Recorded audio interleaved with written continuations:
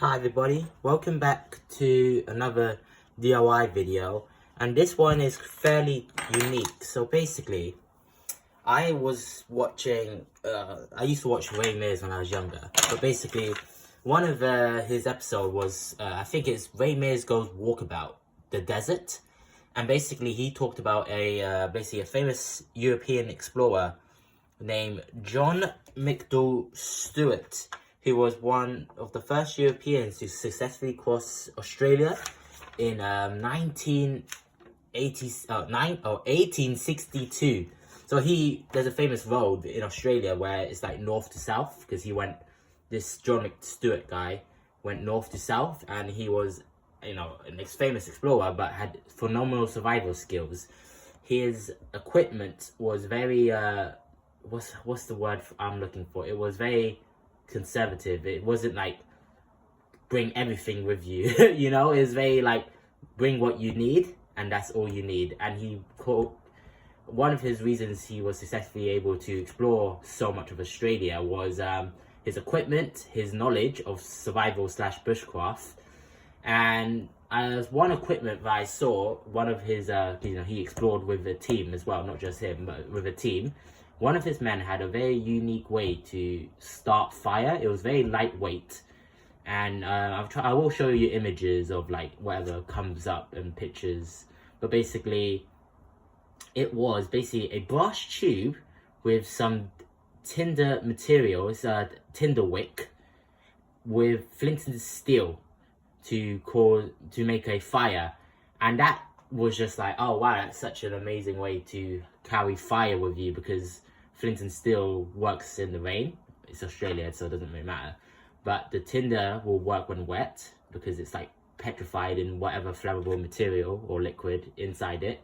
And I thought I could just make that at home, or a version of it at home. So what I'm trying to make is something inspired by John McStuart's exploring team in Australia. So what I have is a brass tube, which is only like 8 millimeters thick, which I'm gonna, cut it down to the right size. I have a fire steel. This is my replacement for flint and steel. If you don't know what this is, it's very, very common in bushcraft stuff. I just need to scrape some of the coating off. But basically, you see that spark? I wasn't even trying. And this spark is basically like flint and steel, but on steroids. So basically, I'm gonna make something inspired by McDouall Stuart's team. So I just need to cut this to the right size. I've got some little rope which I made from this. Just twined it up. I'm gonna make this into, fill this up, saturate it with the flammable fluid. I'll show you later. Don't worry, it'll make sense soon. And that, and this whole thing, once all together, will be my version inspired fire starter, which will be very reliable, most reliable thing in the world. These are known for their reliability because they work when wet. So yeah, that's what I was inspired. I hope in the editing I showed you some clips of like John McStuart's like equipment and so on and so forth. And okay, I cut it down to length. I'm just gonna tidy up in the middle of it. 1 second. Just cut it to length. I'm just gonna get rid of the sharp edges. But yeah. Okay. But I'm glad that I'm here talking about a famous and the logic of bushcrafting, because back then explorers, basically European explorers, just brought everything with them. Like, it's kind of like that, you guys remember, I guess it's the Grand Tour now, but as a joke, they're in one episode where they were just exploring somewhere, and James and Jeremy Clarkson brought everything with them, and they survived better than Richard, who likes camping and stuff. I just found that funny, because in reality, if you don't have the backing of Amazon, most of the explorers who brought everything with them, like anything they thought they would need to survive and explore, they actually failed because they brought too much stuff with them. They just moved at a slow pace, and it just wasn't efficient. So John McStuart, some people like him with his logic. He's the one who mapped out lots of Australia with knowledge, because knowledge is doesn't weigh anything. And as you get older, apparently when you do like hiking and stuff, you really value lightweight stuff instead of like having everything with you.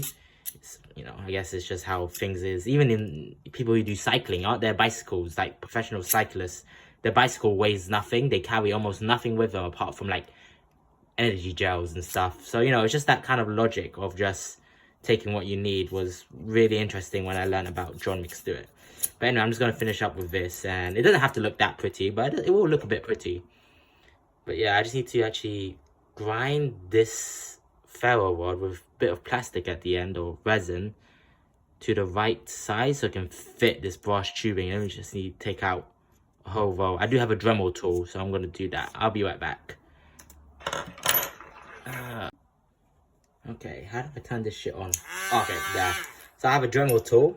I don't use this often, don't need it, but I'm just gonna grind away some space for this. I could just cut it shorter if I was smart enough, man. I'm really tired. So yeah, it's been a long day, but I'm just gonna grind that down just to leave some space.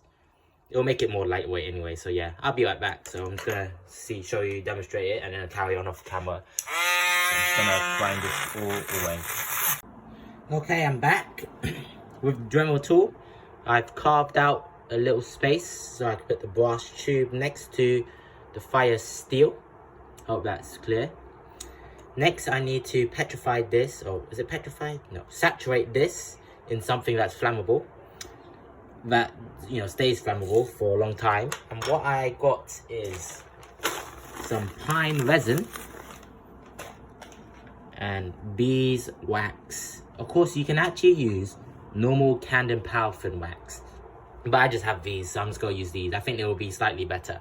But yeah, I'm just gonna heat it up in a little bowl, mix it up, throw this cord in there to make it, you know, flammable. Just leave it there for a while, warm to, you know, sucking all that, the flammable liquid. And then we're almost done. Okay, I'm back. So I've melted, as you can see, some pine pitch and beeswax. Just gonna put this in here. And let that saturate for a while.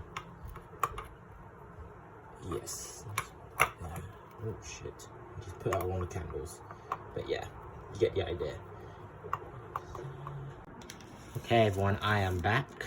Just gonna make everything nice and neat-ish. But basically, here's basically the final product. Got the fire still, I just need to add a cable for it, just so, you know, everything hangs off. But I have the brass tube, fire steel, the wick, which is adjustable, which I kind of damaged the rope, so it's my bad, but I can adjust it. It's there, and then put it back in. So you get big flames, big lighter, big everything, like that. And then we can adjust it. Just put tip in like that, maybe, or like that. I think that'll do.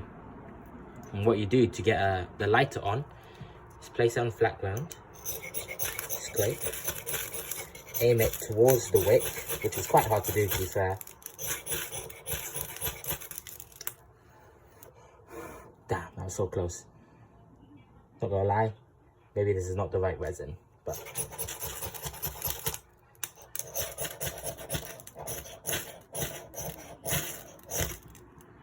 so close. There we go.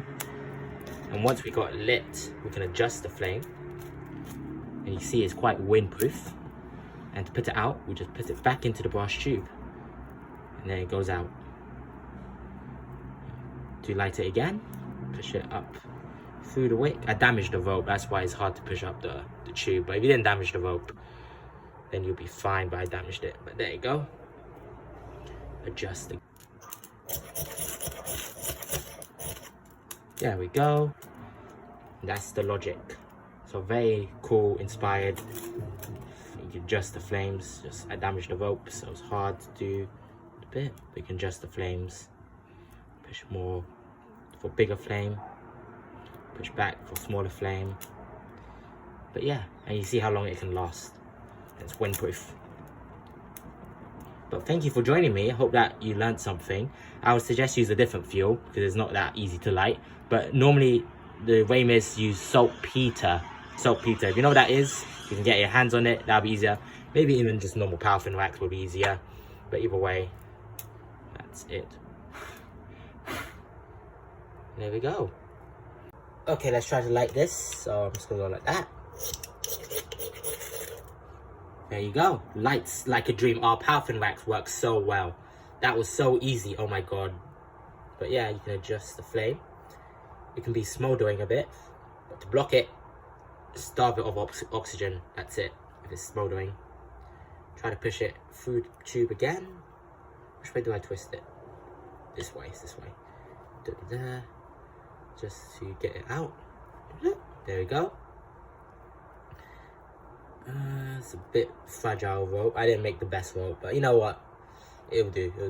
So yeah, and then I can just kind of do it without placing it on the floor. Maybe if I angle it up like that. Never mind. Place it on the floor. Just place it against something, and then I can't do it. And then light it. Perfect. And there we have our John McDouall Stuart inspired portable fire survival lighter torch thing. So yeah, you can adjust the flames just like that. Oh god. So yeah, thank you for joining me. I hope you guys enjoyed the video. If you do, please do like and consider subscribing. I'll see you guys for the next one. Alright, bye bye.